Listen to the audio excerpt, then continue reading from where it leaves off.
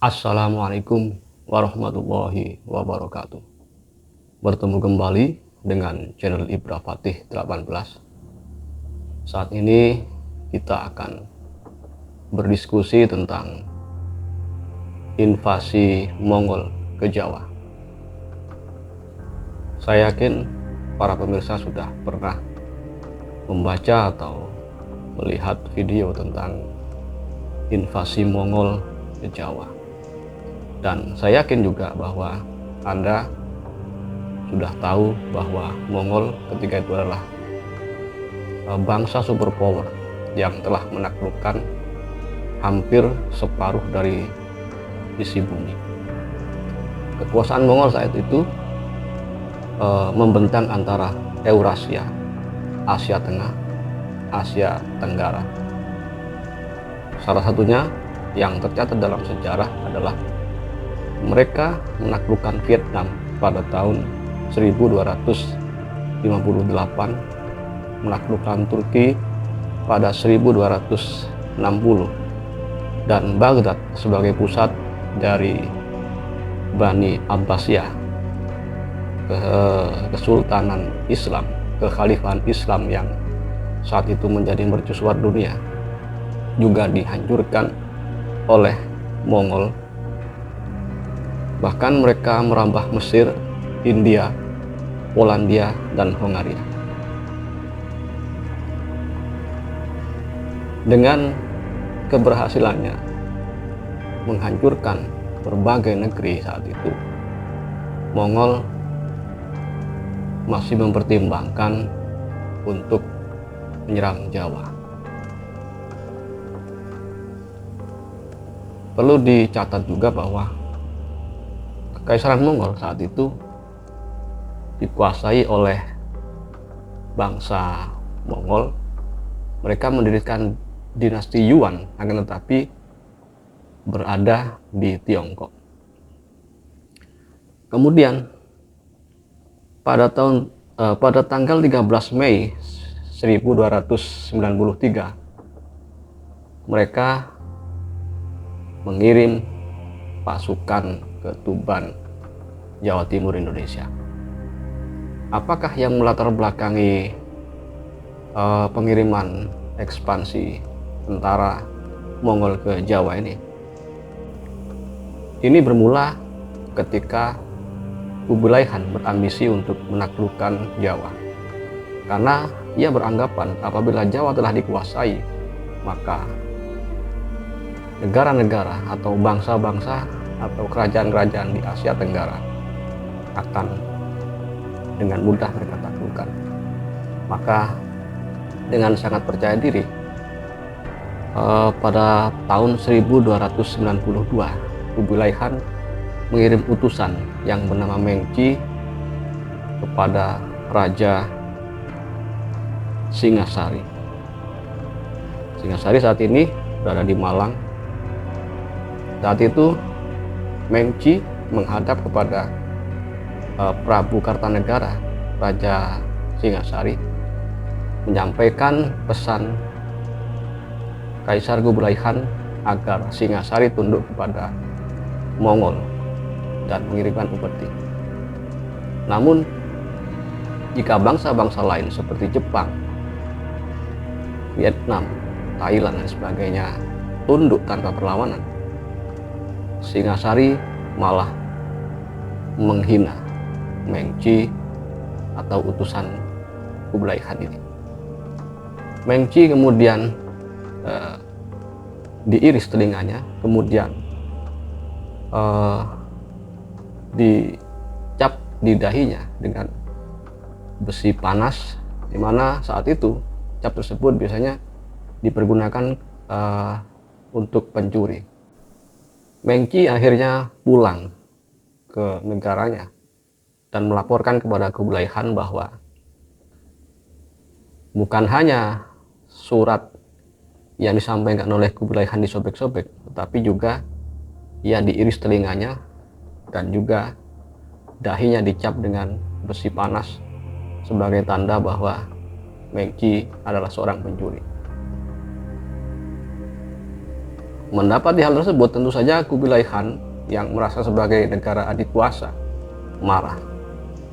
Maka dipersiapkanlah sebuah pasukan sejumlah 100.000 pasukan dengan puluhan bahkan mungkin ratusan kapal Ju.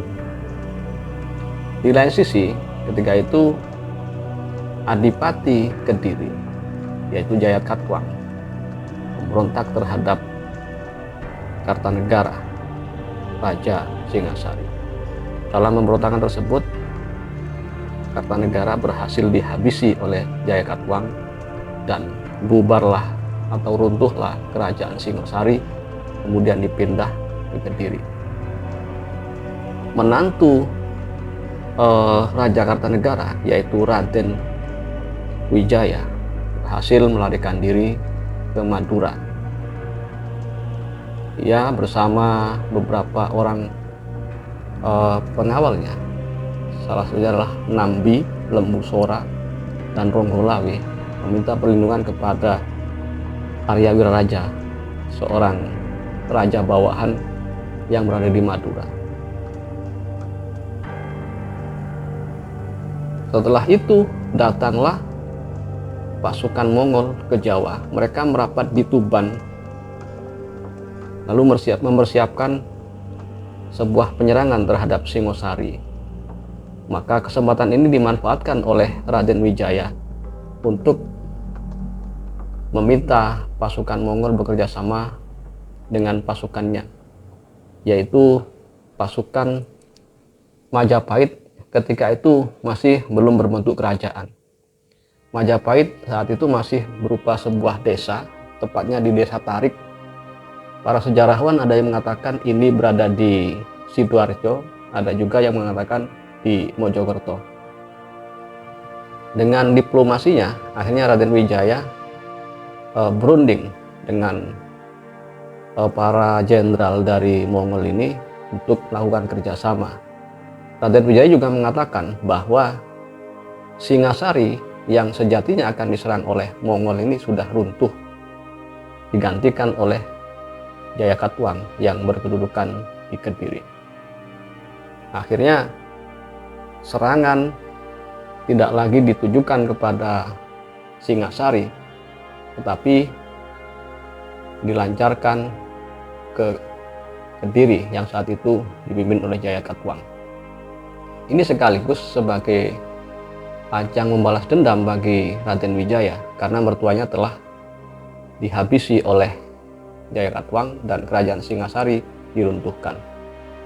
Akhirnya berangkatlah koalisi pasukan yang terdiri dari pasukan Mongol, pasukan Uighur, pasukan Majapahit, dan pasukan Madura.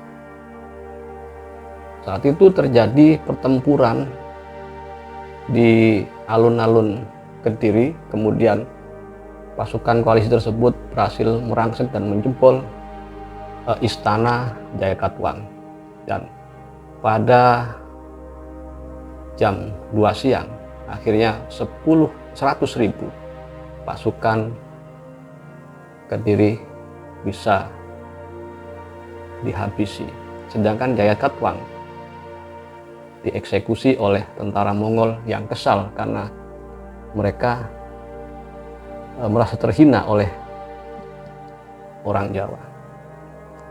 Setelah kemenangan tersebut, akhirnya Raden Wijaya yang sebelumnya melakukan kesepakatan dengan tentara Mongol bahwa apabila Raden Wijaya dibantu untuk menyerang Kediri dan berhasil, Pangeran Raden Wijaya ini mengatakan akan tunduk kepada Mongol, memberikan upeti dan memberikan beberapa putri Majapahit termasuk Putri Gayatri, istrinya sendiri. Akan tetapi dengan taktiknya, setelah kemenangan itu beberapa peleton dari pasukan Mongol ini diajaknya untuk pergi ke Majapahit untuk mempersiapkan upeti yang dijanjikan oleh Raden Wijaya. Sedangkan beberapa pasukan yang lain terutama yang dipimpin oleh Ikemese, sudah bersiap-siap di atas kapal untuk segera kembali ke Mongol. Tapi beberapa pasukan yang diajak menuju Majapahit oleh Raden Wijaya ini diminta untuk tidak membawa senjata karena dengan alasan para putri Majapahit akan ketakutan jika melihat pasukan Mongol membawa senjata. Terjadilah perdebatan antara 3 orang panglima Mongol. Akhirnya salah satu dari mereka mengikuti Pangeran Raden Wijaya ke Majapahit dan dikawal oleh 200 pasukan. 2 orang perwira Mongol akhirnya dihabisi oleh Lembu Sora, sedangkan 200 pasukan Mongol dihabisi oleh Ronggolawe seorang diri. Setelah mereka berhasil, setelah Raden Wijaya dan kelompoknya ini berhasil mengamankan pasukan Mongol yang mereka jebak, di lain sisi pasukan Mongol yang diajak untuk melakukan pesta kemenangan diberikan minuman keras arak atau tuak dan mereka mabuk, dihabisilah mereka di dekat Sungai Brantas. 60% dari pasukan Mongol saat itu bisa diamankan atau dihabisi oleh pasukan Raden Wijaya yang saat itu masih belum seberapa jumlahnya. Karena mereka merasa terancam, akhirnya sisa pasukan Mongol yang berada di atas kapal ini akhirnya melarikan diri ke Mongol. Bagaimana bisa pasukan Raden Wijaya yang masih sangat sedikit dan belum begitu berpengalaman ini bisa mengamankan pasukan Mongol? Ternyata Raden Wijaya menggunakan taktik gerilya. Pasukan Mongol yang selama ini tidak terbiasa melakukan pertempuran di sungai dan di daerah hutan, mereka giring ke dekat ke Sungai Brantas, kemudian digiring pula ke daerah perhutanan di dekat Desa Tarik, sehingga pasukan Mongol tidak berdaya karena medan yang mereka alami sangat berbeda dengan medan-medan yang selama ini mereka alami dalam beberapa pertempuran, mungkin ratusan pertempuran. Akhirnya barang rampasan yang dibawa oleh pasukan Mongol dari Kediri bisa dirampas oleh pasukan Raden Brawijaya. Bahkan beberapa peralatan tempur seperti cetbang atau meriam kuno yang dikembangkan oleh Tiongkok dan dibawa oleh pasukan Mongol ini tertinggal.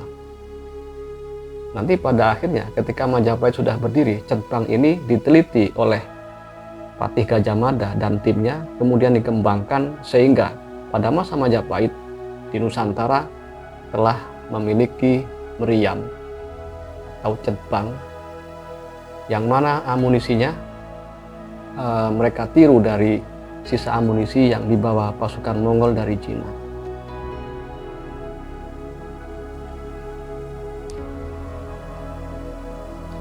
Nah,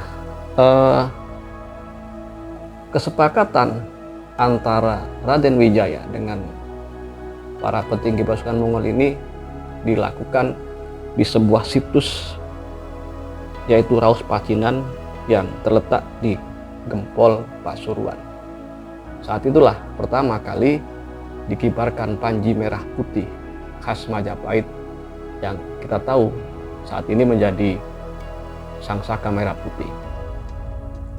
Akhirnya setelah kekalahannya itu, Mongol kembali dan menyusun kekuatan untuk menggempur kembali Jawa, tapi bisa dihadang oleh para pemimpin cikal bakal Majapahit. Salah satunya adalah Arya Adikara. Kemenangan Majapahit atau Jawa melawan Mongol ini tidak dicatat dalam buku-buku sejarah pada awal berdirinya Majapahit. Karena yang pertama mungkin Raden Wijaya merasa malu karena kemenangannya menggunakan taktik yang tidak satria. Tetapi kita tahu dalam peperangan memang taktik apapun bisa digunakan untuk melumpuhkan lawan. Baru 75 tahun kemudian Empu Prapanca baru menulis peristiwa tersebut, dan Cetbang pada akhirnya menjadi senjata andalan pasukan Majapahit, dan itu dikembangkan bahkan oleh Kesultanan Banten, khususnya Sultan Agung. Maka ketika VOC datang ke Nusantara pada abad ke-18-19, mereka disambut oleh meriam yang pada awalnya diduplikasi dari teknologi pasukan Mongol, rancangan Tiongkok ini. Mengapa pada abad ke-19 dan 20 akhirnya produksi Cetbang ini macet? Karena saat itu Nusantara telah dipecah belah oleh VOC, kemudian dicuci otak oleh Belanda, sehingga teknologi alutsista yang saat itu sudah maju menjadi mandek, dan sampai hari ini sepertinya kita masih terhipnotis atau terdoktrinasi oleh pembodohan yang dilakukan oleh Belanda. Demikian sahabat, bahwa di masa lalu para leluhur kita Nusantara merupakan bangsa yang sangat hebat, bangsa yang bisa mempeluncuh bahkan Mongol yang saat itu menjadi